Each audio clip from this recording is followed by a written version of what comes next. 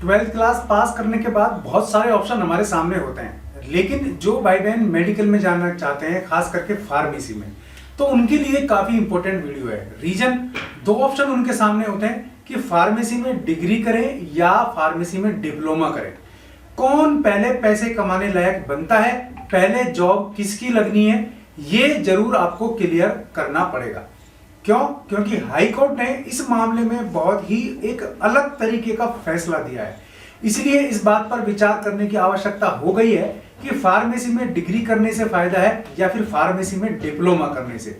ये वीडियो इसी पर बेस है। तो स्वागत है आपका यूट्यूब चैनल कंपटीशन बॉस पर, और मैं हूं आपका दोस्त नितेश।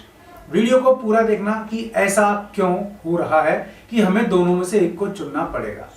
तो फार्मेसी की बात करें तो फार्मेसी कोर्स क्यों किया जाता है?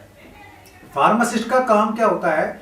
दवाओं के बारे में उसको पूरी नॉलेज होती है और वो ये बताता है कि कौन सी दवा किस लिए और कब कब लेनी है। प्राइवेट हो चाहे गवर्नमेंट हो, दोनों तरीके के अस्पतालों में, मेडिकल इंस्टीट्यूट्स में फार्मासिस्टों की नियुक्ति होती है। और इसके अलावा फार्मासिस्ट प्राइवेट सेक्टर में भी काफी सारा काम करके धन अर्जन, पैसा कमा सकते हैं। अब फार्मासिस्ट के लिए हम बी फार्मा, एम फार्मा यानी कि डिग्री करें या फार्मेसी में डिप्लोमा करें, डी फार्मा करें, ठीक है? तो ये एक सबसे बड़ा सवाल आ गया। बिहार की बात कर लेते हैं। बिहार हाई कोर्ट ने फैसला दिया है, पटना हाई कोर्ट ने फैसला दिया है। पटना हाई कोर्ट का ये कहना है कि फार्मासिस्ट के पदों के लिए डिप्लोमाधारी ही मान्य हैं, डिप्लोमाधारी ही योग्य हैं। जबकि हाई कोर्ट की ही एकल पीठ ने फैसला दिया था कि डिग्रीधारी भी इसके लिए योग्य हैं और उसके लिए सॉफ्टवेयर में बदलाव करो और फार्मासिस्ट की जो भर्ती है उसमें डिग्रीधारियों को भी शामिल करो। लेकिन मामला जब खंडपीठ में गया तो खंडपीठ ने स्पष्ट किया कि केवल और केवल डिप्लोमाधारी ही फार्मासिस्ट पद के योग्य हैं। तो इस हिसाब से हम देखें तो फार्मासिस्ट में जिन्होंने डिप्लोमा किया है उनको गवर्नमेंट जॉब के चांसेस ज्यादा हैं, वो पैसा कमाने में ज्यादा आगे रह सकते हैं।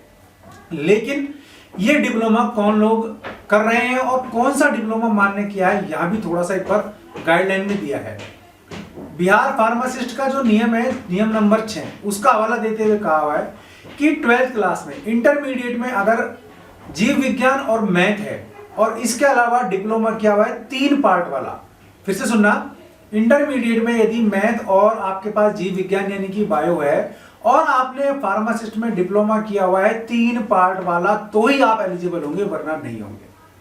अब किसी ने एम फार्मा या बी फार्मा किया हुआ है तो वो भी एलिजिबल नहीं है। डी फार्मा अगर किसी ने किया हुआ है तो वो एलिजिबल है।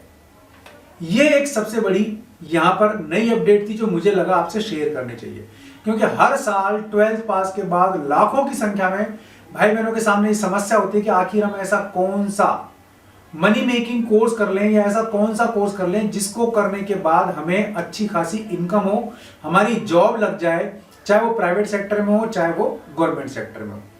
तो डी फार्मा करने के बाद आप गवर्नमेंट सेक्टर में फार्मासिस्ट की जॉब पा सकते हैं। अगर आप बी फार्मा करते हैं या डी फार्मा करने के बाद आपकी जॉब गवर्नमेंट सेक्टर में नहीं लगती है तो बहुत सारी दवा कंपनियां एमआर यानी कि मेडिकल रिप्रेजेंटेटिव के रूप में नियुक्ति देती है, तो वो भी सैलरी पैकेजेस, टीए, डीए वगैरह अच्छा खासा एक पूरा पैकेज ईयरली आपको पे करती है। तो ये जो 2 कोर्सेज हैं ये काफी इंपॉर्टेंट है। अगर आपने 12th किया हुआ है और आपका मेडिकल फील्ड में इंटरेस्ट है, अगर आपने जीव विज्ञान से किया हुआ है, अगर आपने मैथ से भी किया हुआ है और आपका इस फील्ड में इंटरेस्ट है, तो आप डी फार्मा की तरफ जा सकते हैं। गवर्नमेंट जॉब के चांस आपको ज्यादा बनेंगे। और अगर आप मान लीजिए प्राइवेट सेक्टर में भी आपको कोई गुरेज नहीं है जॉब करने से, तो आप बी फार्मा, एम फार्मा भी कर सकते हैं। तो ये था अपडेट। अगर वीडियो पसंद आया तो लाइक और शेयर जरूर कर देना। चैनल पसंद आया सब्सक्राइब कर लेना, बेल आइकन दबा देंगे आप तो वीडियोस के नोटिफिकेशन आपको मिलते रहेंगे। आज के लिए इस वीडियो में बस इतना ही। ऐसे किसी यूजफुल में फिर मिलूंगा, तब तक के लिए नमस्कार।